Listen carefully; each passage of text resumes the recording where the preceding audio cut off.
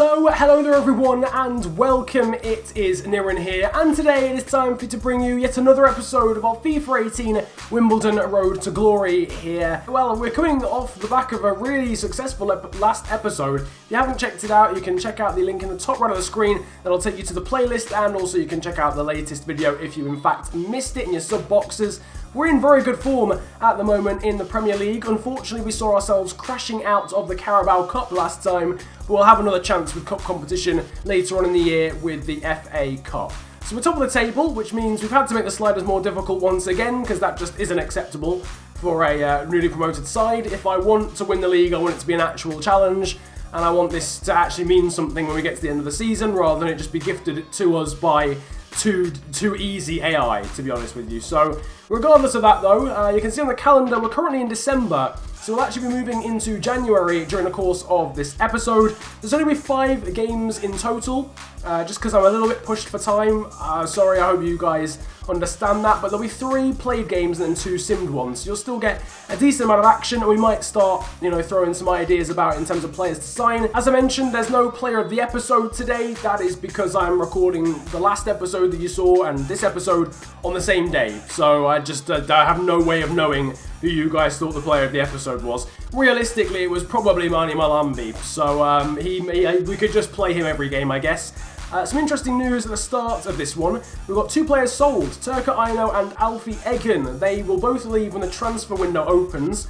We get a combination of a very measly amount. To say we sold them for over $1 million combined, we get only, what, 500 or 600 odd thousand from that, which is pretty poor, to be honest with you. Plenty of players at risk of leaving, but spoiler alert, as you probably know, this is probably the last season of this series, so it doesn't really matter who goes on a pre-contract agreement and who doesn't, realistically. Gonna get straight into the first game of today's episode though. We're away from home against Middlesbrough at the Riverside Stadium. A couple of changes here and there. De Silva Lopez is dropped for the first time in absolutely ages, and so is Deji Oshalaja. Oshalaja is suspended, he's picked up too many yellow cards, and this is probably the first time in a very long while we've played a league game without both of them starting the game. Ngoyen is in, Erling Haaland is also in, Jordan Davies, the Youth Academy player, is in to replace the suspended Oshalaja, and you also see Florence and Dozel into the side. I believe Middlesbrough were promoted along with us in that season, I think automatically actually, because they were the ones we were battling with for most of the season. Birmingham, I seem to recall us battling as well.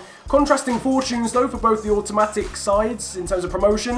Middlesbrough down at the bottom of the table, and we in fact are top. Smith there wins that in the air, no surprise. Haaland down into Joel Azoro, who goes for the finesse, but Ripley is there. I remember him being very good.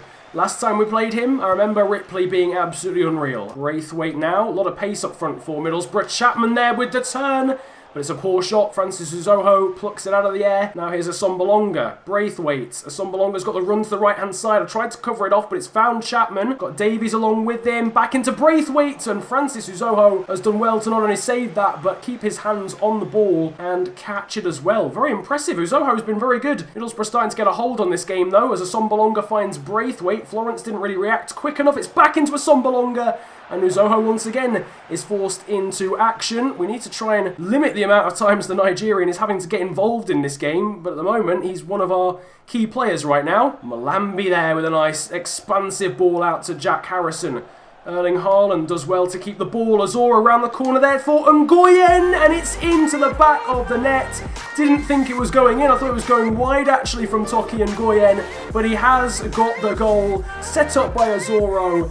And to be honest, it's a bit against the run of play. I think Middlesbrough have probably been one of the better side in this game overall. But on the half-an-hour mark, Toki Ngoyen gets his, well, I don't know how many goals he scored in the Prem, but he's now scored about 3 in played matches overall. Just lifts it over Ripley. It's actually a really clever finish.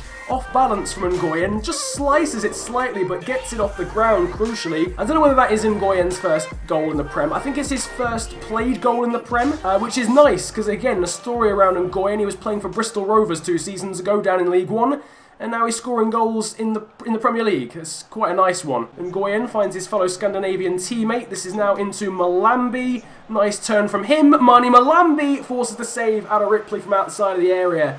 and it remains 1-0 in injury time. Getting the afterburners on here is Manny Malambi, cuts inside, cuts back outside again. Manny Malambi off the crossbar.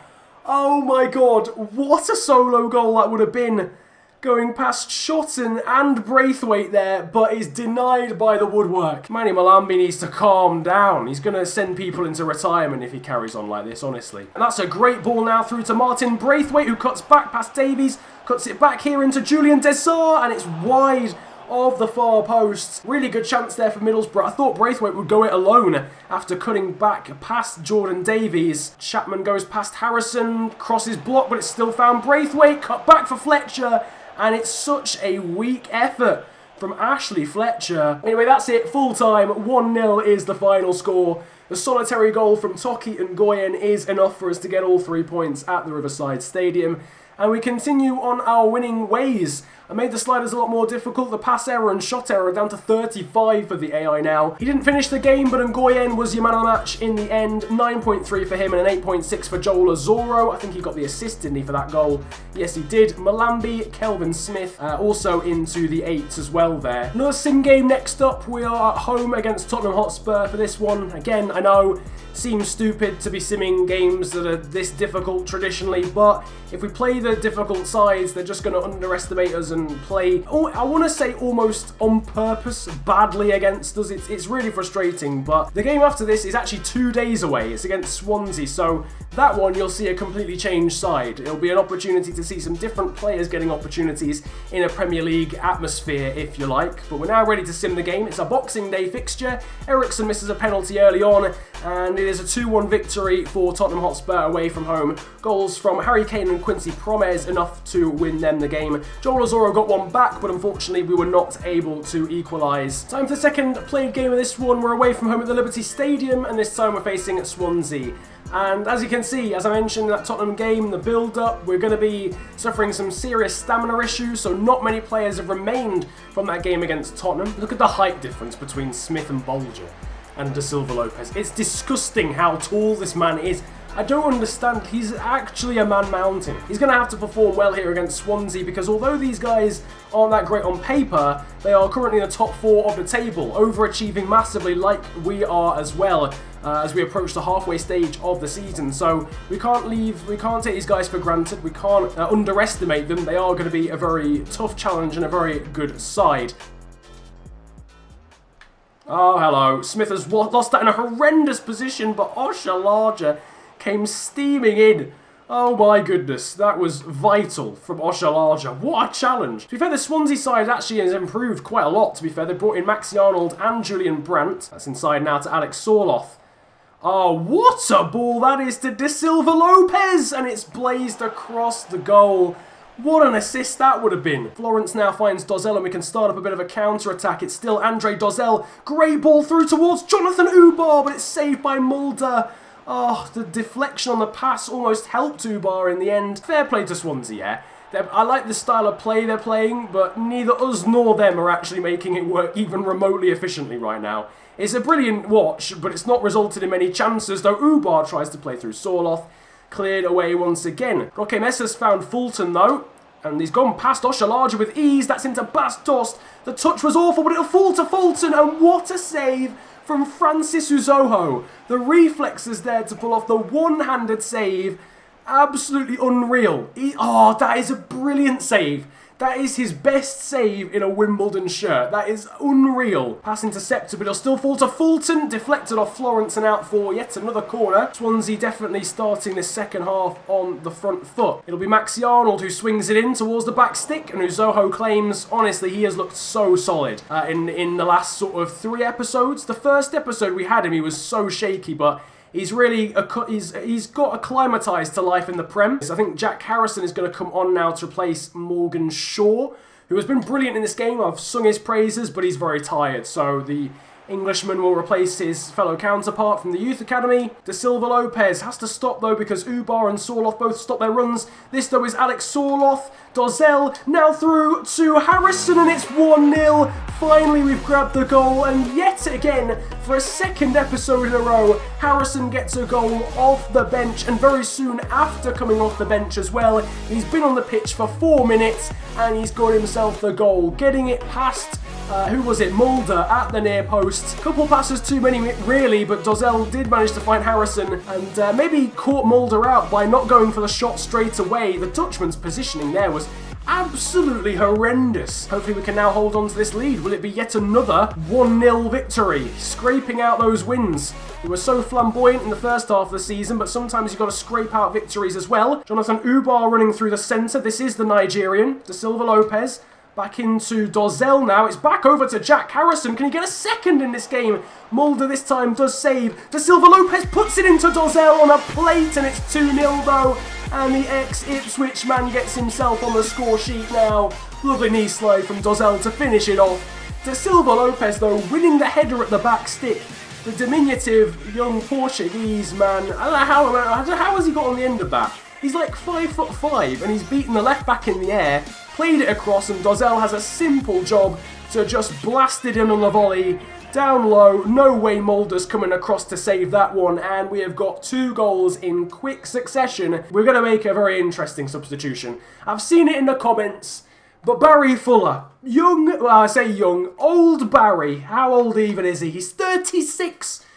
The young Barry Fuller is going to come on for his Premier League debut. Narsing's gone past Florence. That's a great ball in for Dost, but Barry Fuller does the job.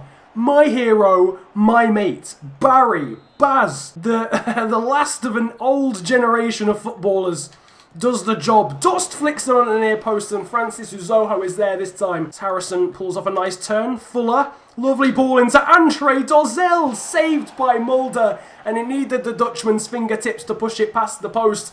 Otherwise, it would have been another goal for Dozzell, and it would have been an assist for Barry Fuller, and that would have been a really nice goal as well. Certainly on target. One more chance to go forward. Bas Dost wins it off Barry Fuller there. Out wide into Narsing. He goes past Florence far too easily and slots it under Uzoho.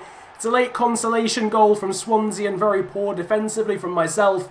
But it shouldn't really make too much of a difference as far as the result is concerned. Nice goal from Narsing, and he probably deserves it on the balance of play. Swansea probably deserved to score a goal, actually, generally speaking. As Dozzell plays it over to Toby Brown. Indeed it is. It's a 2-1 victory in the end. No more clean sheets for Uzoho. With a goal and I think an assist to his name, Andre Dozzell gets man of the match. 9.4 rating for him. De Silva gets a 9. Harrison opened scoring after coming off the bench. 9.1 for him, having played only half an hour, is very, very impressive. Alright, so I've been bombarded with emails because we've just arrived at the start of January now, so we are obviously allowed to go back in for signing players. First of all, Alfie Egan and Turka Aino have left the club. They're fringe players who don't really have too much of an impact at the moment. We've earned about 700k from them. They left during the course of the off-transfer season, if that makes sense. Like, deals were agreed and now they've left straight away.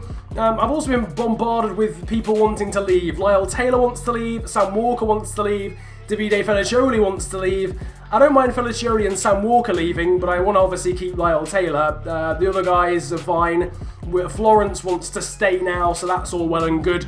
But yeah, so I'll keep Lyle Taylor, but Walker and Felicioli can probably get sold, to be honest. Before we think about any signings, though, just going to sim one final game in this episode. You'll also get one played game after this as well, which is against Huddersfield Town. But we are up against Leicester City in this one. Don't know what their squad is like, but they go into it having beaten Liverpool 2-1. So I imagine it's a pretty decent side overall. 20 minutes gone and it's still goalless. As Philip Max, is it Philip Max? I think the German left back, he's got a yellow card. Pretty boring first half. Azoro, though, right at the end of it, does give us the lead. And we're 1 goal up here against Leicester. Alex Iwobi comes on for Damari Gray. Silver on as well for Ndidi. And as things stand, that is it. 1-0 win again. Scraping victories left, right and centre at the moment, and scraping wins in Sims as well. Very surprising. One of our old players there, Harvey Barnes, who we had in Season 2, played that game and started it, didn't have an impact on the game. Now, one thing I want to know from you guys is who we should sign in this transfer window and who we should sell, because to be honest with you, this is probably going to be the last transfer window we do. So let's have some fun with it. Do you know what I mean? If you guys want me to sell one of the best players for a ridiculous amount of money if we get it, let me know down in the comment section below. There'll be a poll on the top right of the screen as well to decide whether we should accept bids from every single player or just bids from people who are out of the starting 11. So if we're going to bid from Manny Malambi and it's like 50 mil, we could probably afford to sell him, to be honest with you, because we could get someone so much better for that money. We might as well just have fun with this transfer window because it's probably going to be the last of this series, and it'll give us a way of actually having some money in this series for once. So drop your thoughts down in the comment section, drop your suggestions for players to sign down in the comment section as well, and I'll try and sift through all of those. To be honest, any position. Again, let's have some fun with it. If you want me to buy a striker, I'll try and buy a striker. If you want me to sell a Zorro for 40 mil and we get a 40 mil bid, I'll sell Joel a Zorro. All of that sort of stuff, let me know down in the comment section. Time for the final game though of today's episode, and we're at home against Huddersfield Town for this one. Not too much to say, I guess. The last time we played them was in a sim. We won the game 2-0 away from home, so we're hoping for similar results here in this one. I think they were promoted in the season when we made our debut in the Championship, so into Kelvin Smith. This is a nice move so far.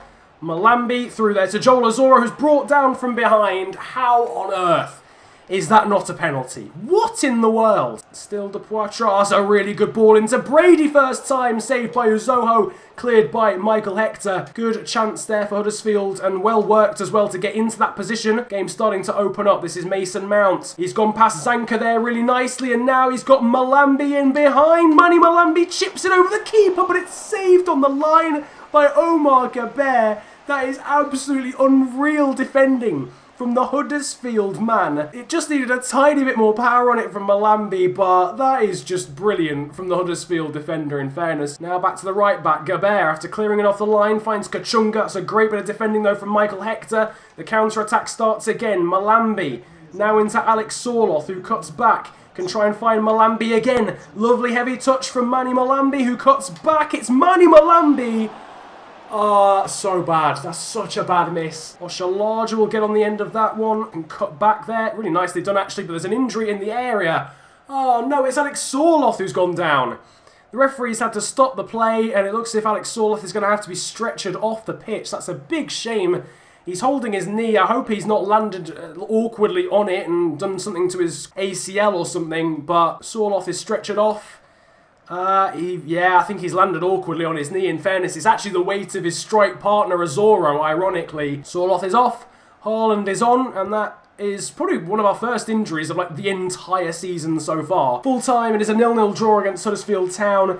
Not a classic, to be honest with you, not a great game, but it's still a point. Man of the match was Manny Malambi. He gets an 8.4 rating in a pretty average game of football. 8.1 as well for Kelvin Smith. So as I mentioned, we're now into January. I won't be doing too much in terms of the transfer window in this episode. We're pretty much done, I'm not going to lie to you as far as this episode is concerned, but as I mentioned, I would like to see your suggestion or suggestions even for players to sign in the next one. And what should I do when it comes to the better players that we have in this side? Should we start at least countering offers for these guys, even if they are some of the main players in the team? Let me know down in the comment section below, and I'll be sure to do that next time. Now, I saw something on the news just then, and yeah, it's not ideal. Alex Sorloth broke his ankle in that game. He's out for 3 months. He was holding his knee, so why on earth he's broken his ankle, I don't quite know, but it's still better than what I was fearing. But he's out until at least April, so if I'm going to be honest with you, it might actually be a good shout trying to buy a striker in this window, because we don't actually have anyone who I'm comfortable replacing him with to replace him with. Erling Haaland is the next best striker, and he's only 71 rated. Apart from that, we've got Ubar and Lyle Taylor, and none of them are going to really fill the void, to be honest with you. So maybe let me know some strikers I should try and sign next time.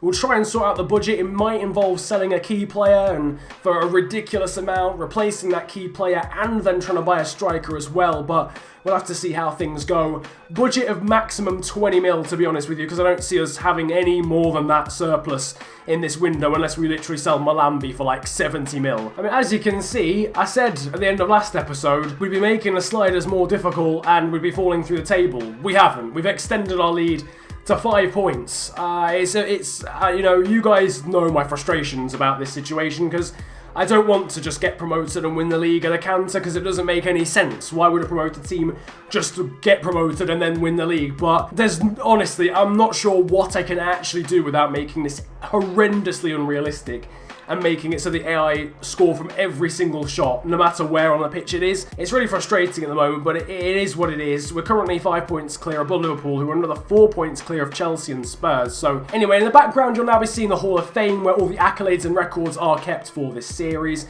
including your top goal scorers, most assists, most appearances, and all of that jazz as well. And at the top right of the screen, this time, there will be a player of the episode vote, because the next episode I won't be recording on the same day as this one. So I will actually have time to see who won that vote for next time. Whoever you thought was the best player in this video, drop them a vote in that poll, and they'll play every single game of the next one. That, though, is going to be it for this episode of the Wimbledon Road to Glory. Next time out, we'll be starting our FA Cup venture in the 3rd round up against Portsmouth of League One, and then we'll be finishing off January as well, trying to get some transfer activity done, playing West Ham and Swansea once again in the league. Dependent on how busy the transfer window is, we will probably play some more games after that, but it sort of depends. If we do a lot in the transfer window, you'll probably only see these 3 games. But obviously, if nothing particularly happens, you might see a stretch into February as well. I think there's about 4 or so episodes probably now of this series left to go, and it's still going pretty strong. You guys giving it all the love and all the support that I could really hope for at this point in the game cycle, so massive thank you to you all for that one. If you liked the video, then feel free to slap the like button, and of course subscribe if you're new to the channel. It's the big red button under the video, and it massively helps me out if you go ahead and push that one. You can also follow me on social media these days too. My Twitter handle is @theofficialfng. My Instagram is exactly the same. Apart from that, though, it's been a pleasure ranting at you guys today. Have a great day, enjoy yourselves, and goodbye. I've been smoking and drinking. Say the weed and the voice got me thinking skeptical. Boy, you better know when I'm under the influence. If I say shit, then I meant it all. Had a flashback when I used to kick ball, and the coach told me I weren't technical. Man, I lost all the air in my lungs, and it's like man took a low blow to the testicles. Now you see the spare time, I invest it all to the music. Dug deep, now I'm seeing improvements. Spill force on the ink on the page, and it feels therapeutic. Yeah.